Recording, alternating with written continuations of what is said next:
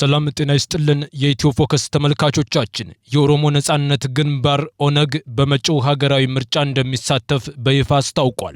ይህ የፓርቲው ውሳኔ በሀገሪቱ ፖለቲካዊ እንቅስቃሴ ላይ ምን አይነት ፋይዳ ይኖረዋል? በዛሬው መሰናዷችን ዝርዝር መረጃዎችንና ጥንቅቅ ያሉ ትንታኔዎችን ይዘንላችሁ ቀርበናል። አብራችሁን ቆዩ። ኦነግ በመጪው ምርጫ እንደሚሳተፍ አስታወቀ። ኢትዮጵያ ውስጥ በመጪው ግንቦት 24 ቀን 2018 ዓ.ም ሊደረግ በታቀደው ብሔራዊ ምርጫ የኦሮሞ ነጻነት ግንባር ኦነግ እንደሚሳተፍ አስታወቀ።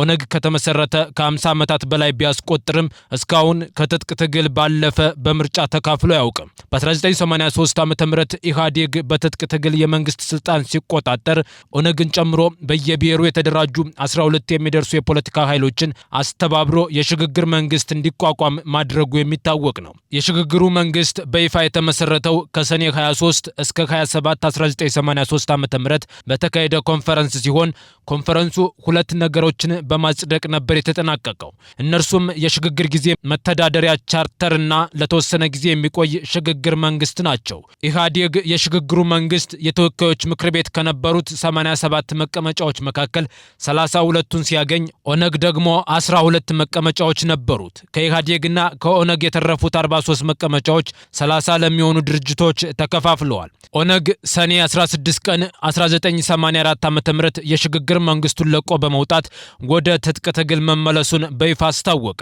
የሽግግር መንግስቱ በኦፊሻል ያበቃው ግን በነሐሴ ወር 1987 ዓ.ም ነው። በወቅቱ አገር አቀፍ ምርጫ ተካሂዶ የሽግግር መንግስቱን የሚተካ ቋሚ መንግስት የመመስረት እንቅስቃሴ ተጀምሮ ስለነበር ኦነግ በርካታ የዘር ማጥፋት ግድያ ወንጀሎችን ፈጽሟል የሚል ክስ እየቀረበበት ቢሆንም በምርጫ ለኢህአዴግ ከፍተኛ ተፎካካሪ እንደሚሆን ይገመት ነበር። በ2013 ሀገራዊ ምርጫም እንደሚወዳደር በይፋ ካሳወቀ በኋላ ከምርጫው ራሱን አግልሏል። በወቅቱ ወለጋ ውስጥ ያስቀመጣቸው ታጣቂዎች በ1984 ዓ.ም እንደሆነም በንጹሃን ዜጎች ላይ የዘር ማጽዳት ጭፍጨፋ ፈጽመዋል በሚል ድርጅቱ ከመንግስት ጋር ከፍተኛ ውዝግብ ውስጥ ገብቶ እንደነበር የሚታወስ ነው። በመጪው ግንቦት ወር 2018 ዓ.ም በሚካሄደው ብሔራዊ ምርጫ ለመሳተፍ መወሰኑን ለሰላም ከፍተኛ አስተዋጽኦ ሊያደርግ ይችላል በሚል በርካቶች በበጎ ወኑ ተመልክተውታል።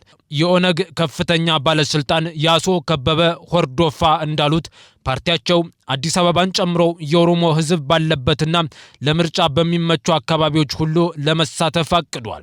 ይሁንና ኦነግ ከኦሮሞ ፌዴራሊስት ኮንግረስ ጋር በመተባበር እንደሚወዳደር ባለስልጣኑ አስታውቋል። ግንባሩ ያስመዘገባቸውን እጩዎች ብዛት ግን ባለስልጣኑ ይፋ አላደረገም። የኦሮሞ ባህል ምልክት የሆነውን ቦኩ የምርጫ ምልክቱ ተደርጎ በይፋ ያቀረበው የኦሮሞ ነጻነት ግንባር ግንቦት 24 ቀን 2018 ዓ.ም ሊካሄድ ቀነ ቀጠሮ ለተቆረጠለት የምርጫ ተሳትፎ ራሱን እያዘጋጀ እንደሚገኝ አሳውቋል። በኢትዮጵያ የፖለቲካ ፓርቲዎች ምስረታ ከቀዳሚዎቹ አንደኛው የሆነው የኦሮሞ ነጻነት ግንባር ኦነግ ከ50 ዓመታት በላይ የዳበረ ዕድሜ ጠገብ የፖለቲካ ድርጅት ቢሆንም እስካሁን ግን አንድም ጊዜ በምርጫ የመሳተፍ ታሪክ የለውም። እድሜውን ሙሉ በትጥቅ ትግል ውስጥ ያሳለፈው ታሪካዊ የፖለቲካ ድርጅት ከግማሽ ምዕተ ዓመት በኋላ ለመጀመሪያ ጊዜ በምርጫ መሳተፍ ምን ስሜት ይፈጥር ይሆን?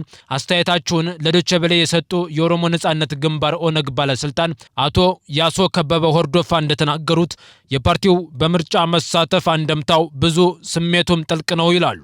ኦነግ ለኦሮሞ ከፖለቲካ ፓርቲነቱን ባሻገር የብሔሩ ልዩ አሰባሳቢ ምልክት ነው ያሉት የኦነግ ባለስልጣን ፓርቲው ከተመሰረተበት የጎርጎሳውያን 1973 ባለፉት 53 ዓመታት ኦነግ በተለያዩ ምክንያቶች የተራቀቀውን የኦሮሞ ህዝብ የጋራ አርማና ዓላማ ቀርጾ አብሮ እያታገለ ነው ብለዋል። በእድሜው አንጋፋ የሆነ የፖለቲካ ድርጅት በምርጫ ይሳተፋል መባሉ በራሱ ትልቅ መነሳሳት የሚፈጥርና አንድነትን የሚያሰፍን ነው ሲሉ አንድምታውን ገልጸዋል። ኦነግ ዘንድሮ በሚካሄደው 7ኛው ጠቅላላ ምርጫ ለመሳተፍ እጩዎቹን አስመዝግቦ በስፋት የመንቀሳቀስ ዓላማ ስለመያዙ ተነግሮለታል። ያስመዘገባቸው የእጩዎች ብዛት እስካሁን በይፋ ባይገለጹም ፓርቲው መዲናው አዲስ አበባን ጨምሮ የኦሮሞ ብሔረሰብ በስፋት በሚኖርባቸው በመላ አገሪቱ እጩውን መድቦ በመራጩ ለመሳተፍ ፍላጎትና መሬት ላይ የሚሰሩ ስራዎች መኖራቸውንም አቶ ያሶ ገልጸዋል። ፓርቲው ለኦሮሞ ህዝብ የተመሰረተ እንደመሆኑ የኦሮሞ ህዝብ ባለበት እናሸንፋለን ብለን በምንጠብቃቸው አካባቢዎች ሁሉ